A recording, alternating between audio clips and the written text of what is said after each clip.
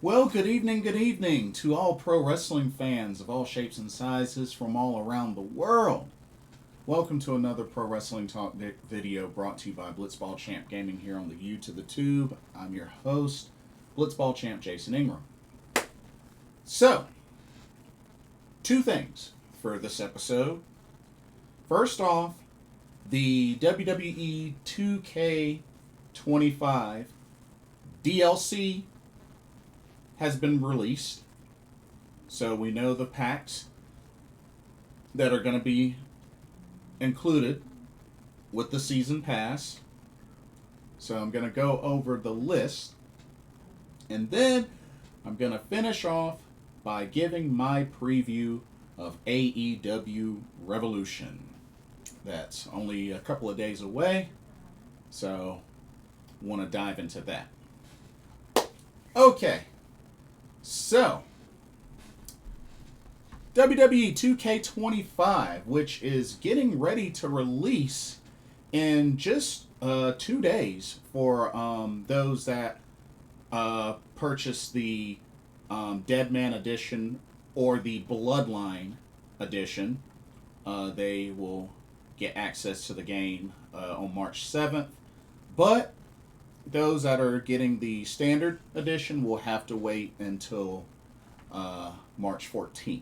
I believe that's the case.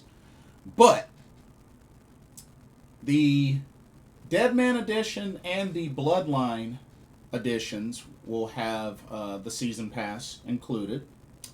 And what they have for the season pass, so we know it's going to have the usual Supercharger pack, which unlocks some of the WWE Legends, Retro Arenas, Championship titles at launch. You'll get them right at launch with the Supercharger. But it will also include 5 post-launch character packs. They have them listed, and there's still a few that they don't have like full names of, but 5 packs. So let's go over them. Let's go over the list, and I'll also put a link in the description to the list so anybody can go in and check it out. Anyway, so 5 packs. The first pack is the New Wave pack, which will release sometime in May of this year. The New Wave pack will have both Alex Shelley and Chris Sabin of the Motor City Machine Guns, Julia, Stephanie Vakir, and apparently a special celebrity guest to be announced. We don't know who it is yet, but whoever he or she is will be included in this pack. I have to say, that's a pretty solid first DLC pack for this game. I mean, heck, Julia, Stephanie Vakir, the Motor City Machine Guns, that's a pretty dang on good first pack. I love it. I'm looking forward to that, and it comes out in May, which is my birthday month. Let's see. Next up, we have the Dunk and Destruction pack, which apparently is scheduled to be released in June of this year. This is a weird one. So this pack will have Abyss, the Great Khali, and apparently 3 NBA stars to be announced. 3 NBA stars to be announced. 3 NBA... Why? Why 3 NBA stars? Like, why? Honestly, this pack is a little bit of a downgrade. I mean, like, really? Instead of 3 other wrestlers, could have been anybody. The pool is humongous. You're going with 3 NBA stars? Really? Honestly, that might be that might be the worst pack out of all 5 of these, or maybe even the worst pack ever for this franchise. I mean, you got 2 wrestlers and then 3 NBA stars? Like, watch them probably do something like Dennis Rodman and Karl Malone and some stupid crap like that, all because they were on WCW. Shoot. Probably will do Shaq or something. Just, I don't know. That's just really dumb. Like, you have an opportunity to really wow folks with your DLC packs, and that second DLC pack, and you're going to have 3 NBA stars. I'm sorry, but that's terrible. That's terrible. Bad form. So yeah, that second DLC pack looks like garbage. Okay, the third pack is called the Fearless Pack. This is scheduled to come out July. So this is July. And confirmed for this pack, New Jack, Jordan Grace, Penta, Bull Nakano, and once again, a special celebrity guest to be announced. Interesting kind of mix here. Yeah, New Jack, that's a very odd choice. Penta, you know, I would have thought Penta would have been in the New Wave pack, but I mean, Fearless pack, it fits him. I mean, after all, cero miedo. Bull Nakano, WWE Hall of Famer Bull Nakano, who I've met. Good to see her included. I think this is the first time she's ever been included in a WWE game, so this is cool. Happy for Bull Nakano. Well, yeah, this is a decent pack. Jordan Grace, of course, she's now part of the WWE, so that's really cool. I've met Jordan Grace as well. I've met Penta, so yeah, this is cool. You know, that's a pretty good pack. That's a pretty good pack. All right, next up, we have the Attitude Era Superstars pack, and that's set to release in September of this year. This pack will have D'Lo Brown, Billy Gunn and Road Dogg of the New Age Outlaws, Victoria, and Mark Henry. You know, that's pretty neat, you know, including another tag team and Billy Gunn and Road Dogg, the New Age Outlaws. That's pretty cool. Victoria, I think this is probably first WWE 2K game that she's been in a long time. A very long time. Oh my God. So, yeah, good to see Victoria in there. I've met Victoria. She's cool. Met D'Lo Brown as well. And Mark Henry. But, yeah, not bad. Not bad.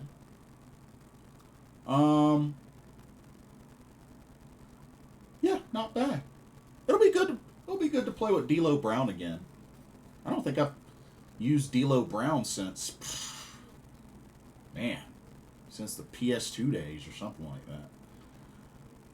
And then the final pack is called the Saturday Night's Main Event pack, which is scheduled for November of this year. And this is quite an interesting one. So for this one, you got Jesse the Body Ventura, Mr. Wonderful, that's Mr. Wonderful Paul Orndorff, Tito Santana, one of my dad's favorites, the Junkyard Dog, and Sid Justice, a.k.a. Sid Vicious, the late Sid Vicious. Pretty interesting pack. I mean, Mr. Wonderful, Jesse the Body Ventura, Junkyard Dog. That's actually a nice surprise. Junkyard Dog, that's a nice surprise. That is a nice surprise. But yeah. Let's see. Overall, I mean, this is a decent DLC season pass for 2K25. I don't know. There's just certain names that would have been nice to see. Like, would have been nice to see Zarya, which I don't think she made the main roster, but it would have been nice to see her. And I know a lot of people wanted the idea of like a TNA featured pack, but I figured they'd have to jump through a whole lot of hoops in order to do that, because I know a lot of folks probably wanted to see Joe Hendry and the Hardys and the Rascals. So, which would have been nice, would have been really nice, but I think it would have been really difficult, and they'd have to jump through a lot of hoops in order to make that happen. Would have been nice. Would have been nice. But, I mean, for the most part, this is pretty decent. Just, that second pack is just, the 3 NBA stars, that's terrible. That's just a terrible idea. Like, why would you do that? Why would you do that? But, I have to say, as a fan of, a lot of Japanese talent, a lot of international talent, this roster is going to support a lot of international talent. I'm actually very impressed. I mean, you look at, like, representing Japan alone. I mean, you're going to get Julia. You're going to get Bull Nakano. I mean, the default roster is going to have the Great Muta, Asuka, Kairi Sane, Io Sky, Shinsuke Nakamura, Akira Tozawa. I mean, there's a lot of talent representing Japan alone. And even, like, Latin America, like Mexico and Chile and all that. I mean, Stephanie Vacure, Cruz del Toro, Santos Escobar, There's a lot of names on there. Dragon Lee, like, and of course there's a lot of European talent as well. So, I mean, that's what's up. That's what's up. But I have to say, the roster size, pretty dang on big roster size.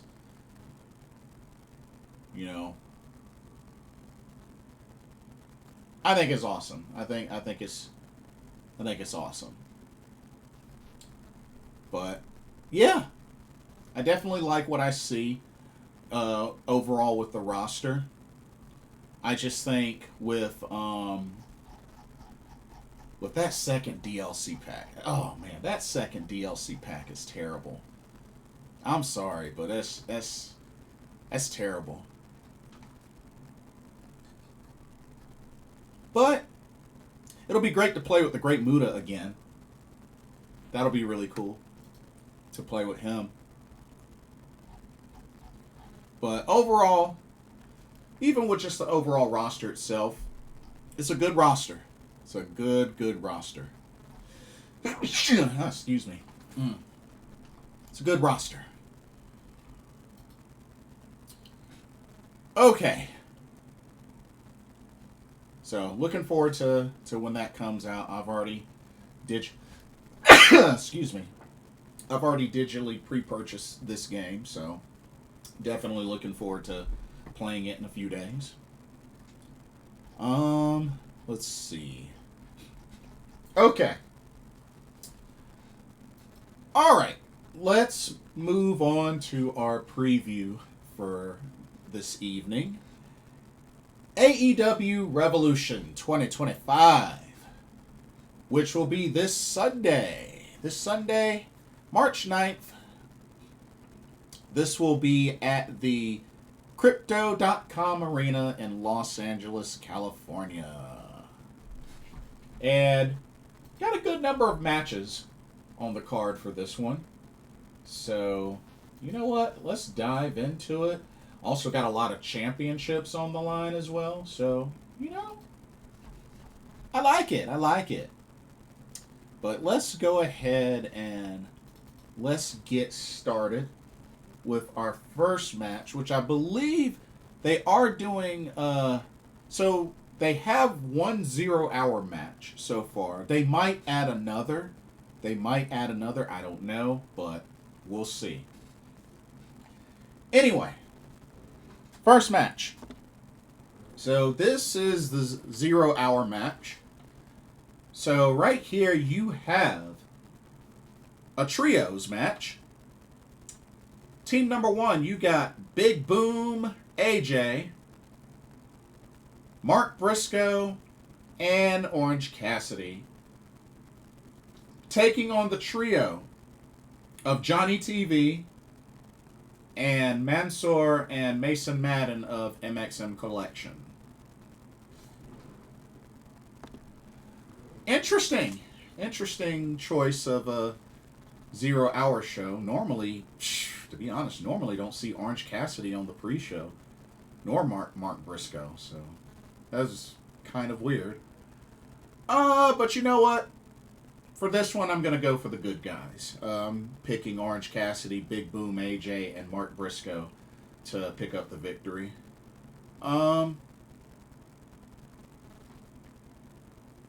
Yeah. Don't really have a whole lot to say about this match in particular. I think this one's pretty straightforward.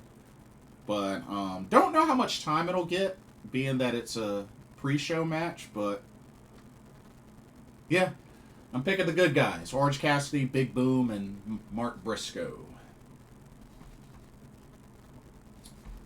Okay.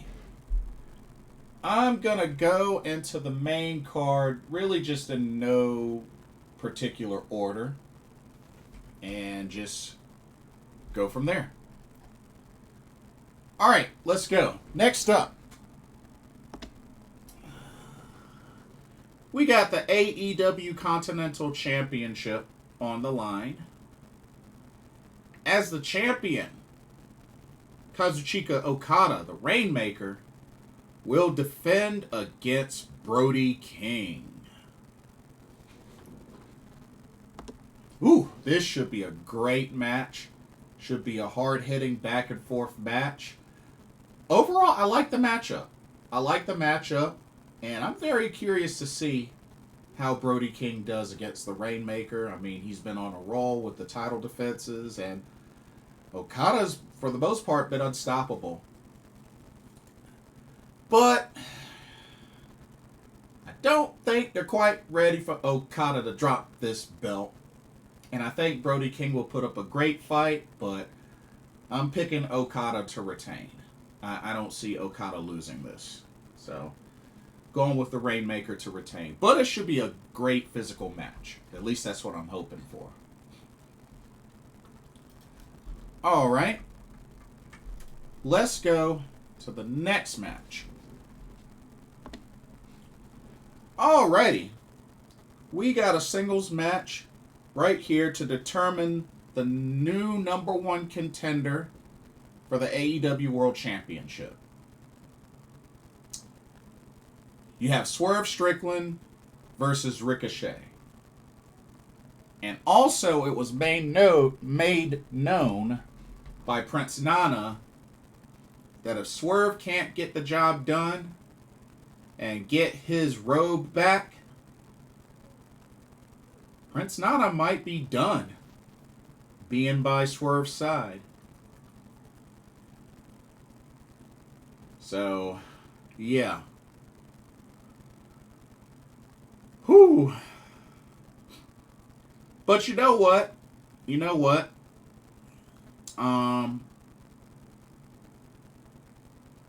Ricochet has kind of had the upper hand, especially, on Dynamite and whatnot. I'm going to say Swerve. Some way, somehow, Swerve wins this and at least becomes #1 contender to get another crack at the title. He most likely won't win it because I don't see him beating Mox. But I think he will get the best of Ricochet in this one. I'm going Swerve to win and become #1 contender. But should be a very fun and exciting match. I mean, I like both guys, so should be very fun and exciting. All right, let's go to our next match. And we got another very interesting one here. All right. We have the AEW World Tag Team Championships on the line. As the champs, the Hurt Syndicate's Bobby Lashley and Shelton Benjamin will defend against Turbo Floyd and Truth Magnum of the Outrunners.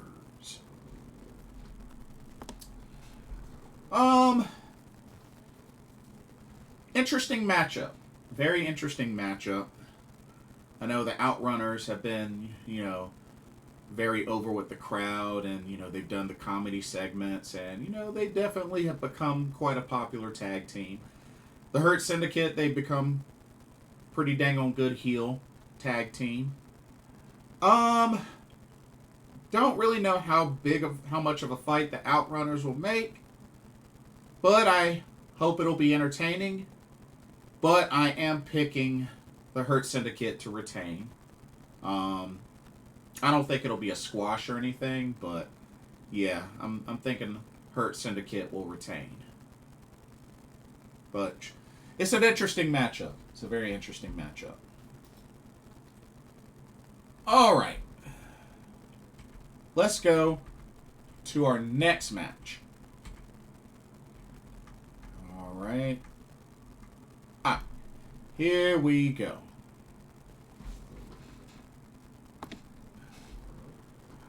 Okay. We got ourselves a steel cage match between the aerial assassin, Will Ospreay, and the protostar, Kyle Fletcher. Whew. This is tough, y'all. Because honestly, I could see either one of these two winning. And they've definitely been back and forth. Even beating each other clean. I don't know, y'all. This really could go either way. And I would not be mad if either one... honestly, either one could win and I'd be happy.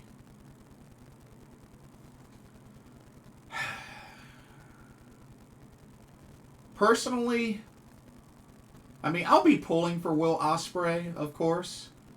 But to be honest, either of these two could win and I'd be happy. So, I think it'll be a brutal, great match between these two. They have very good chemistry, Kyle and Will. But I'll be pulling for Will Ospreay. But should be an awesome match. All right, let's go to our next match.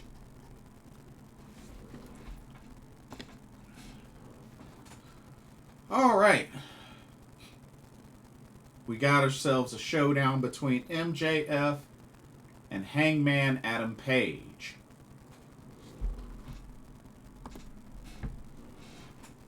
This one's another one that's kind of hard to call.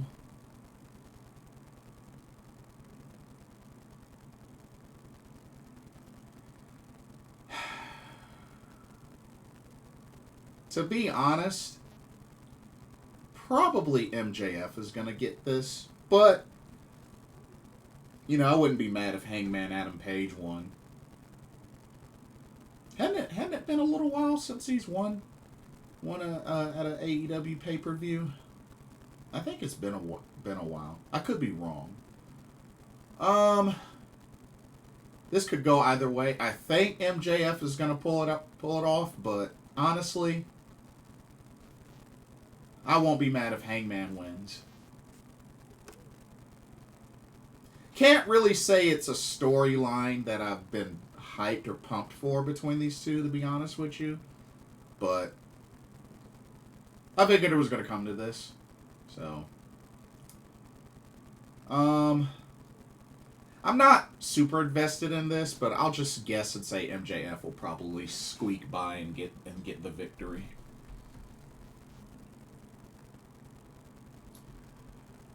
Okay, let's go to our next match. All right, here we go. Ooh, man. Okay. We got the AEW International Championship on the line as the champion. Konosuke Takeshita defends against the best bout machine, Kenny Omega. Whoo, man.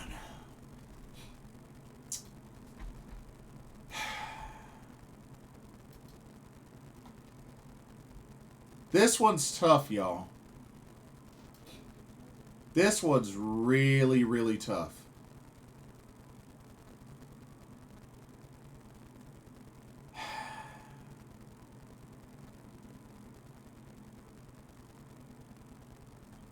Oh, man. I gotta keep it real with y'all.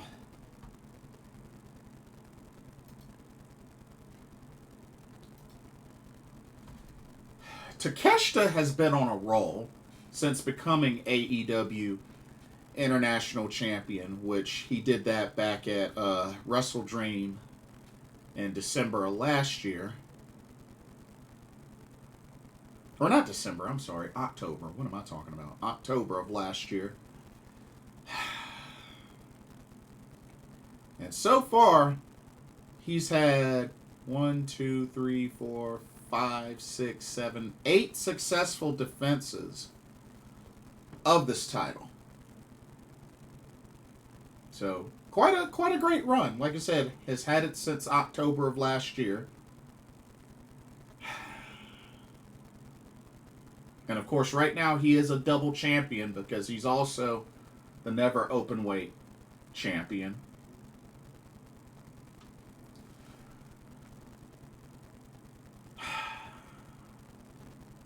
I'm torn because part of me could see Kenny Omega pull this one off, but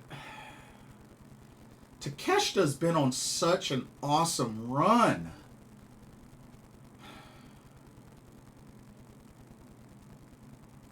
Takeshita has been on such an awesome run, and I just, I love Takeshita. I've met Takeshita twice. Oh, man.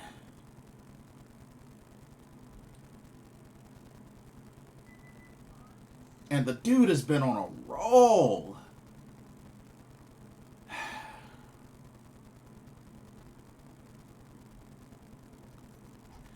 Let me see something.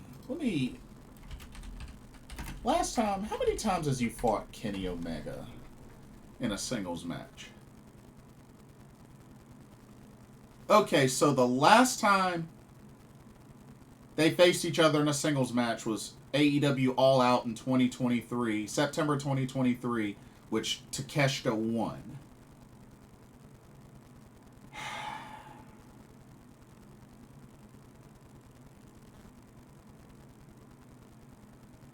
Let me see. When was the last time? Oh. So the last time, according to Cage Match, the last time that Kenny Omega has beaten Takeshita one-on-one was back in DDT in August of 2013. Wait, really? Really?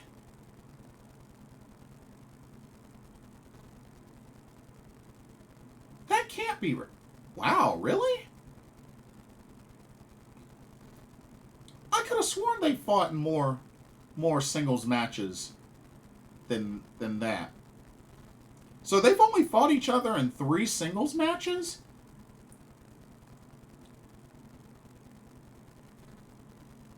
Oof.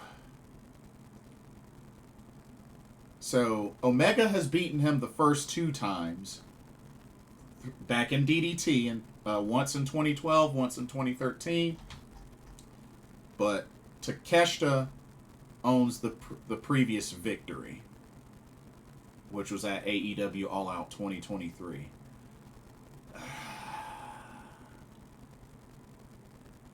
Oh, man. I don't know, y'all.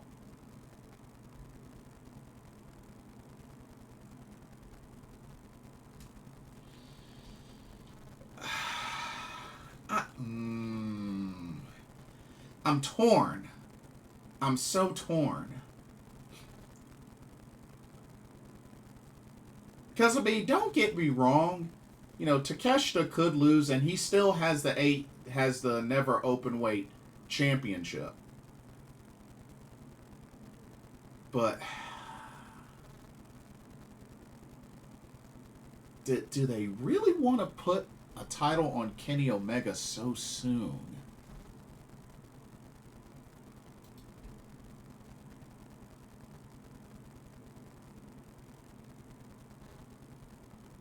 I mean, he's been on a win streak.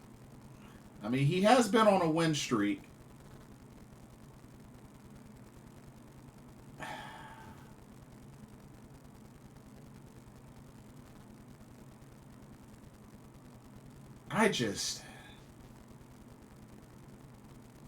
Oh, man. I honestly don't know. I honestly don't know. Because I like both of them. I love both of them. Like I said, I've met Takeshita twice. Oh, man. You know what? I've really been enjoying this run of Takeshita's, and I really don't want it to end just yet.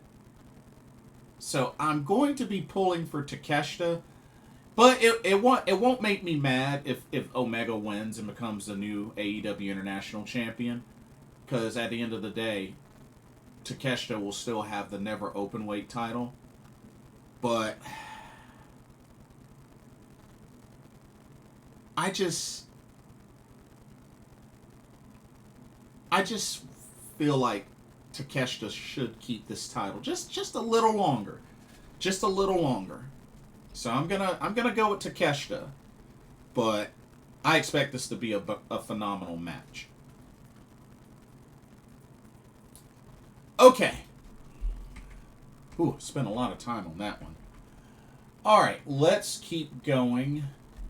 Let's go with the next match. Let's take a look at the ladies. Okay. Well, we got the TBS Championship that will be on the line. As the champion, Mercedes Moné will defend against the winner of the International Women's Cup, who chose to go after this title, the Black Peach, Momo Watanabe.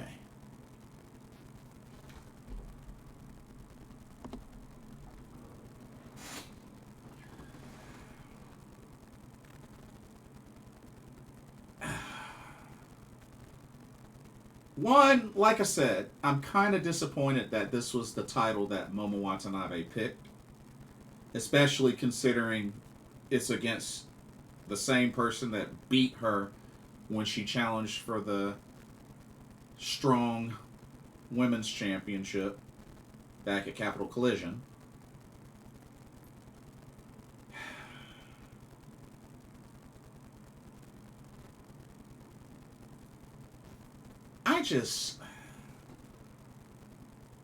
Could they actually pull the trigger and put the title on Momo?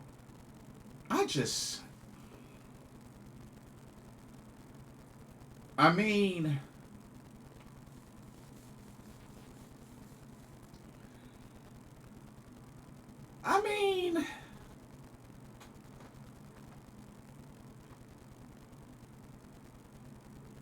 mean, really the only storyline that she's been kind of on lately is, supposedly the possibility of her turning face. But there's been this whole angle with her inadvertently hitting Dekla with her baseball bat in matches where they're teamed up.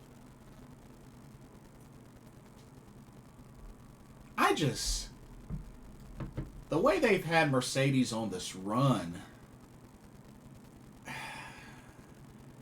I'm just not confident that they'll put this title on Momo Watanabe. I'm just not confident. Unless they have plans for her to perhaps do a mini excursion or something like that, I don't see it. I'll be pulling for Momo Watanabe, of course. I mean, for obvious reasons. But I just don't see Mercedes losing. I don't see them pulling the trigger. I really don't. And it sucks. It sucks because Momo won at Wrestle Dynasty, won in the Tokyo Dome, won the International Cup, could have chosen any title, and she went with this one. That's what bothers me about the whole situation, is that she went with this one. She could have easily gone for the IWGP Women's Championship. She could have gone for the World of Stardom Championship. You know, 2 titles she's never won before, with one being, you know, the top title in the promotions she signed to. You know? But I mean, heck, she didn't even pick the AEW Women's Championship. She went with the TBS Championship. I don't get it. I really don't get it. She didn't even pick Athena's ROH Women's World Championship, and she pinned Athena in the Tokyo Dome. So, I don't know. I'll be rooting for Momo Watanabe, but I think Mercedes Moné is going to retain. I don't feel confident that they'll pull the trigger and put this title on Momo. I can't see it. I can't see them doing it. I hope I'm wrong. But yeah, we'll see. Okay. Staying with the ladies. Now we got the AEW Women's World Championship. The Hollywood ending. As we have the champion, Timeless Toni Storm, defending against Mariah May. All right. These two are even. Mariah dethroned Toni Storm to win the title in the first place. Toni Storm beat her, got the title back. So this is the rubber match right here. The Hollywood ending.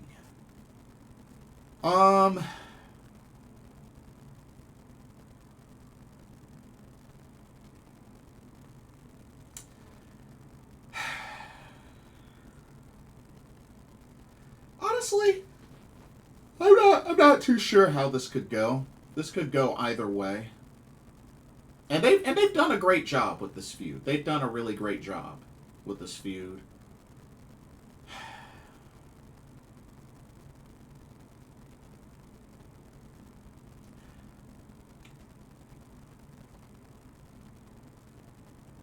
Honestly, Toni Storm is probably going to retain, but I wouldn't be mad if Mariah May got it back. But I hope these ladies just tear each other apart and, you know, just tell a good story and finish the story in this match. That's all I really care about. But, Toni Storm will probably retain. That's all I can really say.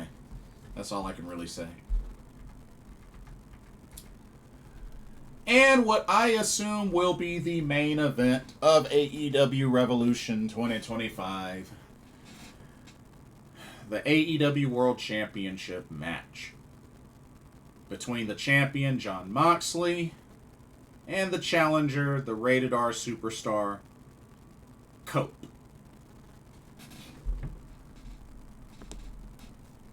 To be honest,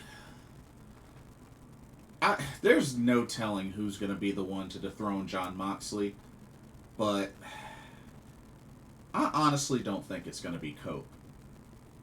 I don't think it's going to be Cope. Also, but then again, I just thought about something.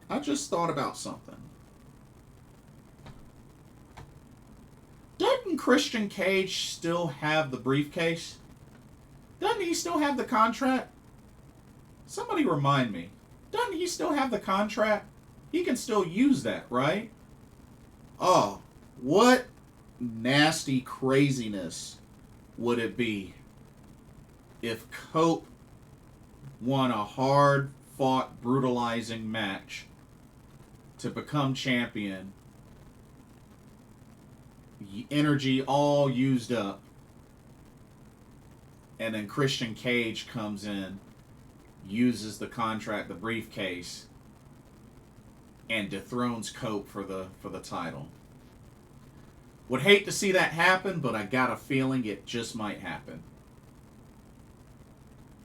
So, yeah, that's kind of in the back of my head.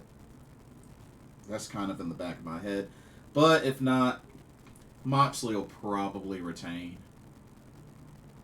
But yeah, that little idea of craziness, I think there's a chance that could happen. I'm just saying. I think there's a chance that could happen. But anyway, that's how the card looks. Like I said, I don't know if they're gonna add another. 0-hour match. They might, but yeah, we shall see. But yeah. Anyway, that's pretty much all I have. Just a quick little bonus comment. I did see the first episode of WWE Evolve on Tubi. It was nice. Only 3 matches. I mean, it was kind of a bummer that one of them was a squash. But, the ladies started off. The ladies match was actually good. That ladies tag match was good. I really liked what I saw out of all 4 ladies. I think the spotlight for me was, I thought Danny Palmer looked really good. She had a nice corkscrew moonsault. I thought that was really cool. I would have loved to have seen more from Trill London. It just sucks that he had to be squashed by Keanu Carver. Main event was great. Good to see Jack Cartwheel, Jackson Drake, which, I've seen multiple times through DPW. I liked what I saw out of Sean Legacy and Cappuccino Jones. I mean, all 6 of those guys look great. But yeah, I really like what I saw out of this first episode. And, I take it that, the episodes are going to be, 45 minutes to an hour long, which, that's fine. That's fine. But I liked what I saw. So, yeah, I would recommend it. And like I said, it's on Tubi. Tubi's free. Check it out. But that's all I got. Let me know what y'all's thoughts are on the list of WWE 2K25 DLC. Let me know what you think about the packs. Let me know your predictions for AEW Revolution 2025. And for those that checked it out, what'd you think of the first episode of WWE Evolve? Let me know your thoughts. Don't forget to like, comment, subscribe, and hit that notification bell while you're at it. Thank you so much for watching, and I hope you enjoyed the video. For another Pro Wrestling Talk, brought to you by Blitzball Champ Gaming here on the U to the Tube, I'm your host, Blitzball Champ Jason Ingram. Hope everybody has a blessed evening, and I will see y'all in the next video and our live stream. Later.